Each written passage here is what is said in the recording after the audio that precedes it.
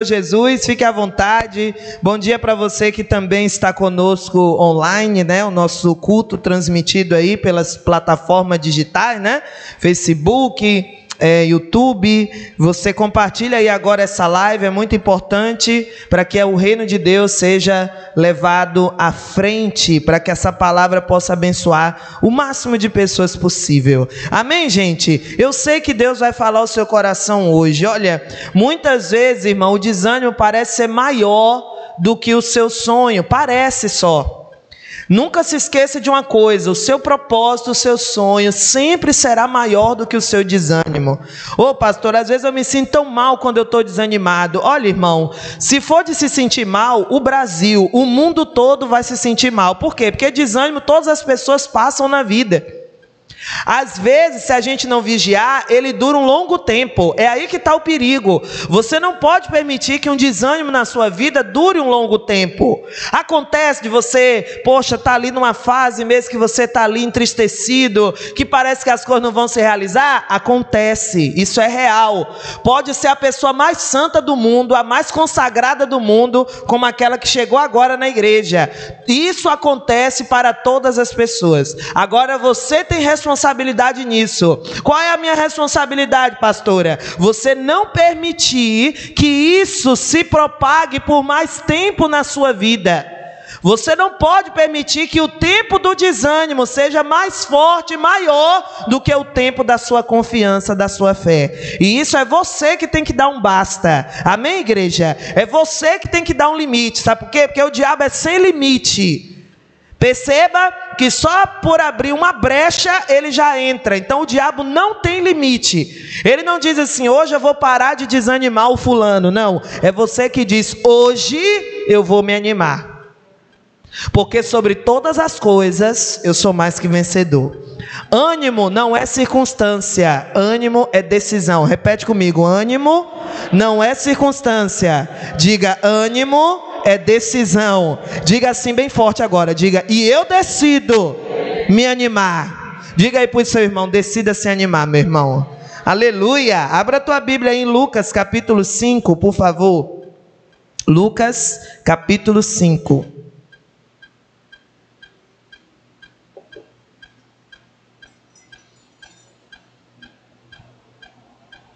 Evangelho segundo Lucas, capítulo 5, versículo 15. Aleluia. Lucas, capítulo 5, versículo 15. Louvado seja Deus. Amém, igreja? Encontraram aí? Lucas, capítulo 5, versículo 15. Diz assim, porém, assava ainda mais, e ajuntava-se para ouvir e para ser curada, para ser por ele curada das suas enfermidades.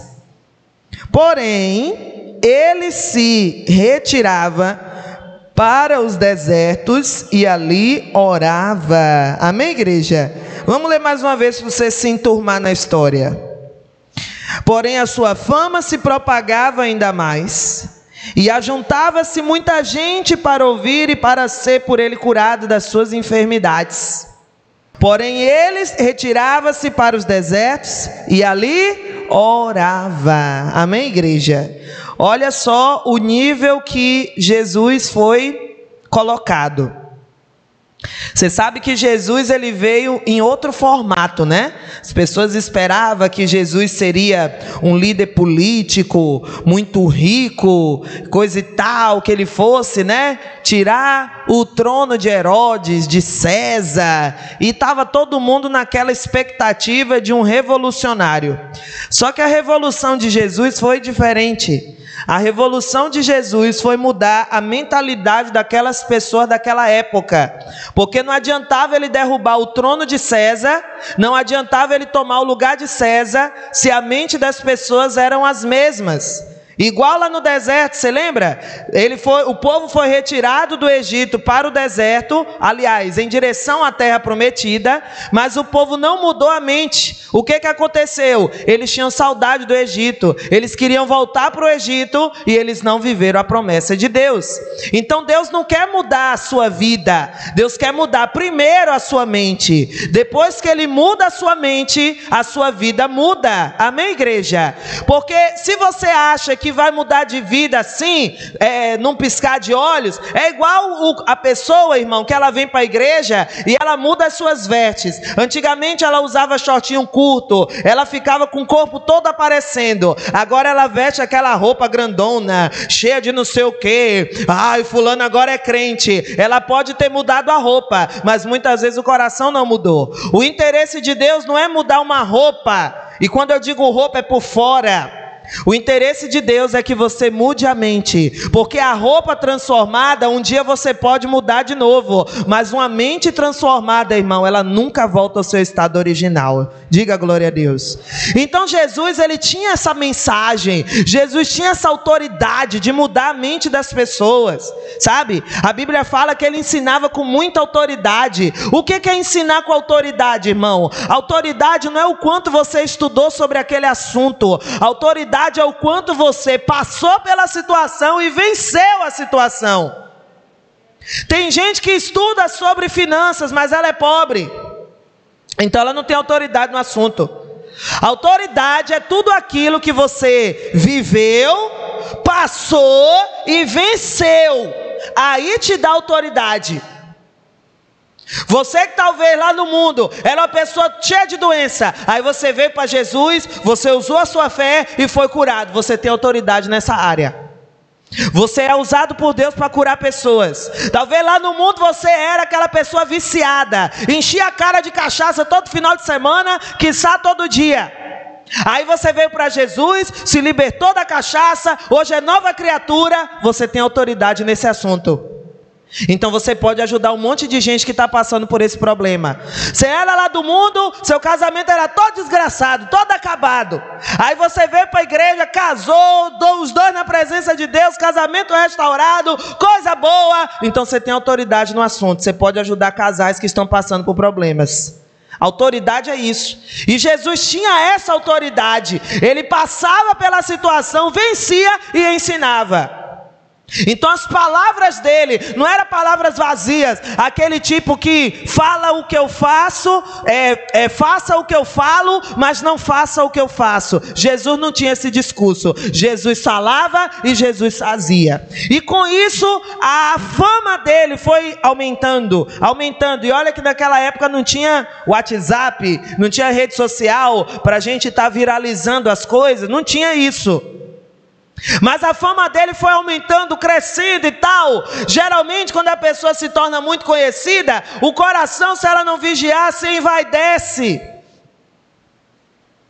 Mas quanto mais Jesus crescia, e é isso que eu quero colocar, posicionar você, porque você vai crescer muito. Diga glória a Deus. Diga, eu vou crescer muito. Deus vai te colocar em lugares altos, financeiramente, espiritualmente, em várias áreas da sua vida. Eu vejo isso. Se você não vê, problema é seu, mas eu vejo. Pergunta para o seu irmão, você está vendo, irmão? Porque acompanha, pega a visão.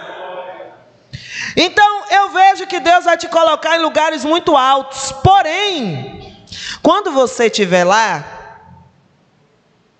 quando você estiver realizado, você não pode esquecer de uma coisa. Perceba que as pessoas se juntavam para estar com Jesus, para ser curada. A fama, ele estava famoso, e com a fama vem muitas coisas, você sabe disso. Uma pessoa famosa, ela ganha muitos presentes, uma pessoa famosa, ela ganha dinheiro, uma pessoa famosa, ela ganha muita coisa, as coisas vão fluindo na vida dela assim, né? E aqui, Jesus estava nessa condição, de uma pessoa famosa, que todo mundo queria estar perto, que todo mundo queria ouvir, que todo mundo queria receber uma bênção dele. Mas olha o comportamento de Jesus, verso 16. Porém, esse porém aqui, meu irmão, é parecendo aquele carro que vem na velocidade, e o motorista dá aquela freada. Chega, esquenta o pneu. Porém, aqui é uma freada de Jesus. Ele retirava-se para os desertos e ali orava. Nada do que eu viva nessa vida, irmão, se compara ao lugar de comunhão que eu preciso ter com Deus. Jesus era super famoso. Jesus estava acelerado no seu ministério. O ministério dele estava crescendo a todo vapor e de uma forma muito rápida. Mas só que Jesus não esqueceu a origem dele. Jesus não esqueceu de onde ele veio. Jesus não esqueceu quem foi que proporcionou aquele sucesso a ele. Então, quando todo mundo esperava que ele estivesse ali ensinando, curando, fazendo milagres, o que ele fazia? Se retirava e orava. Irmão, você não pode esquecer da sua comunhão com Deus. Tem gente aqui nessa manhã que está fraco na comunhão com Deus, está orando pouco, está buscando a Deus pouco, fica naquela corrida, eu preciso ser abençoado, eu preciso crescer, eu preciso isso. Você vai, aliás, você vai não, você já é abençoado, você vai crescer e muito, mas você não pode, meu irmão, abandonar o lugar de oração, o lugar onde você tem comunhão com Deus, o lugar onde Deus é que fala, porque se você não sabe, oração não é eu falando com Deus não, tá bom? Oração é eu dando lugar para Deus falar comigo. Tem gente que acha que oração é só ela falar com Deus. Não, meu irmão, oração não é eu mudar a vontade de Deus não, oração é eu me mudar. O propósito da oração, eu vou orar para Deus. Não, ore para você, porque a oração não é para mudar Deus, a oração é para mudar você. O propósito da oração não é mudar o coração de Deus, porque Deus é imutável. O propósito da oração é mudar a gente, igreja. Cada vez que a gente ora, cada vez que a gente busca a Deus, a gente se transforma, a gente melhora. É isso que a oração faz. E muitas vezes o diabo está tirando os servos de Deus desse lugar. O lugar de oração, o lugar onde era para ela estar na visão de Deus, o lugar onde era para ela estar pensando igual a Deus. Aí, meu irmão, você vê um monte de gente que só quer correr atrás da bênção, só quer correr atrás da vitória. Ela está ocupada demais, pensando em como ela vai ganhar dinheiro, como ela vai lucrar no negócio dela, como ela vai restaurar o casamento dela, como ela vai ser curada. Ela está perdendo tempo nisso, quando ela devia se retirar e orar. Quando Deus te abençoar com as coisas que você tanto procura e deseja, não deixa o lugar de oração não. Tem gente que por muito menos está deixando, irmão. Aí consequência disso é um monte de crente carnal. Um monte de crente, irmão, que se deixa levar pelo que ouve, fofoca, intriga. Um monte de gente que julga as pessoas pelo que outro A ou B falou. Um monte de gente que se deixa abalar por problemas no trabalho, problemas familiares. Qualquer coisa ela está derretida. Ela não vai na igreja, não vou porque Deus sabe. Ah, Deus sabe, meu filho, Deus sabe que você é uma pessoa que largou o lugar de oração. Porque as evidências estão aí, irmão. Toda pessoa que larga o lugar de oração, ela se transforma. Ela se transforma na pessoa que o diabo quer. Toda pessoa que larga o lugar de oração, ela se transforma exatamente naquilo que o inimigo quer. O lugar de oração deixa você mais próximo do céu. Se você não estiver preparado para isso, irmão, dificilmente você chega no sucesso. Sabe por quê? Porque Deus não vai te dar uma coisa que te afasta dele.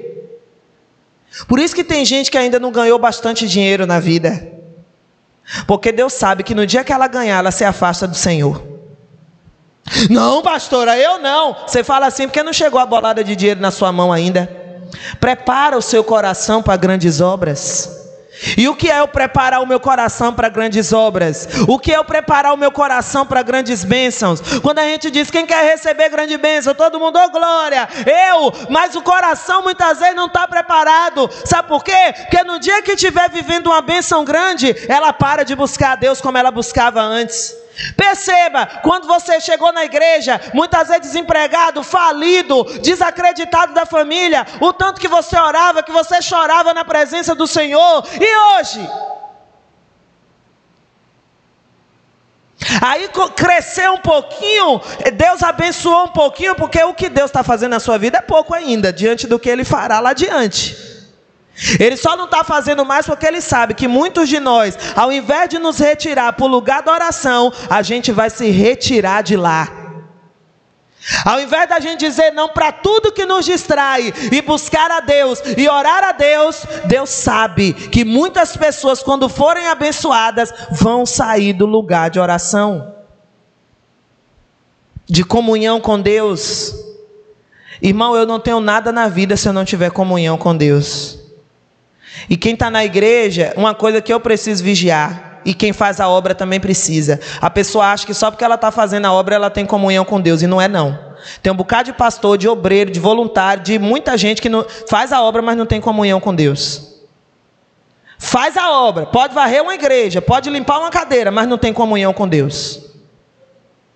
Um monte de gente acha que fazer a obra é a mesma coisa. Não, uma coisa é você fazer, outra coisa é você ter comunhão. Por isso que a Bíblia diz que lá no grande dia, o Senhor vai olhar as pessoas dizendo assim: Senhor, nós expulsamos demônios em teu nome?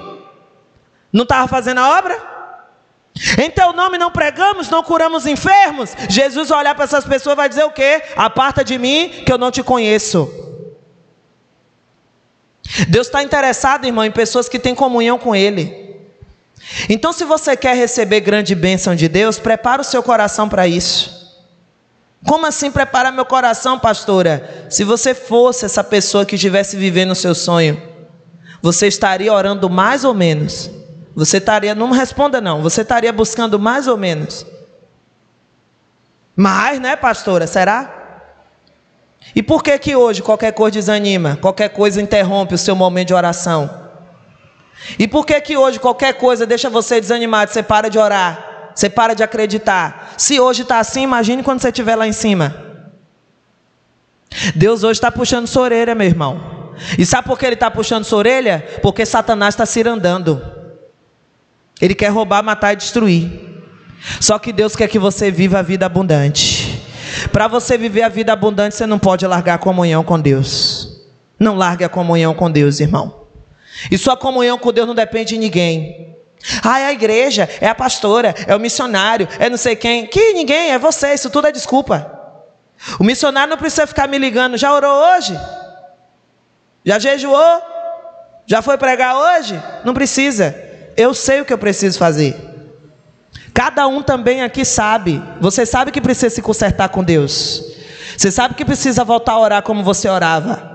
Se derramava na presença do Senhor. Hoje até o culto de domingo a gente passa 40 minutos buscando. Ai meu Deus, que demora. Começa a reclamar, não senta logo. Esse louvor, esse não sei o que. Falta de comunhão.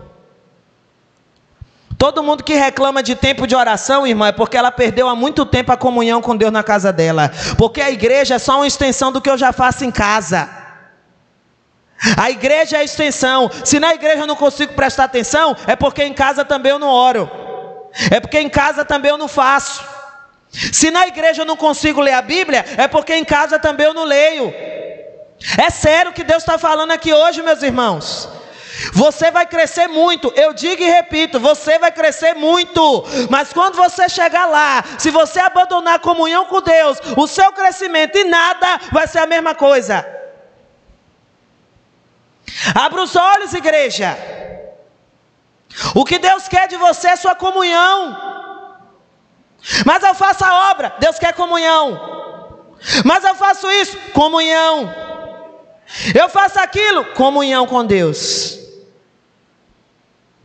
Vai orar, vai buscar Jesus, vai meditar na palavra.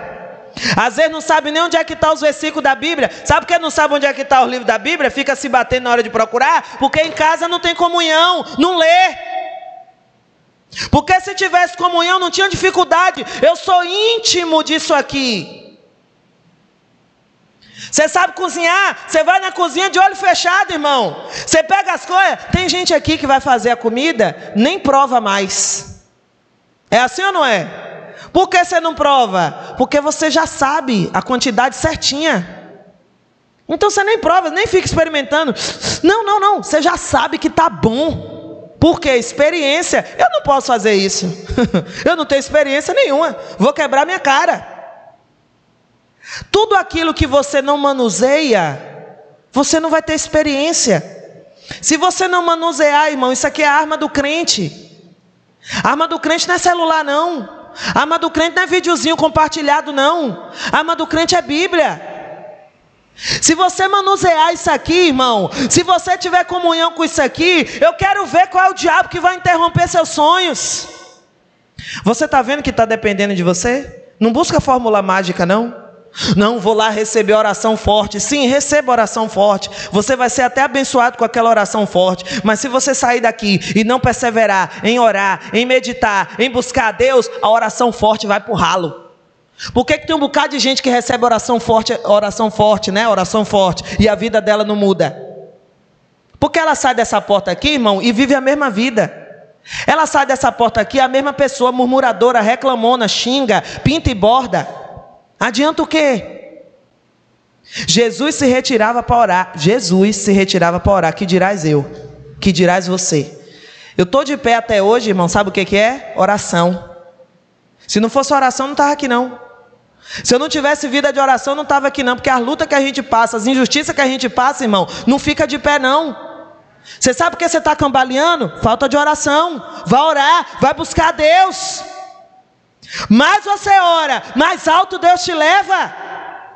É o que Deus está te mostrando hoje, hein?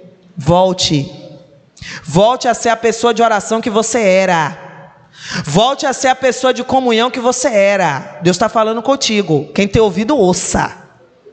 E sabe por que Ele está fazendo isso? Porque lá adiante tem vitória grande para você. Quem recebe aí, diga glória a Deus.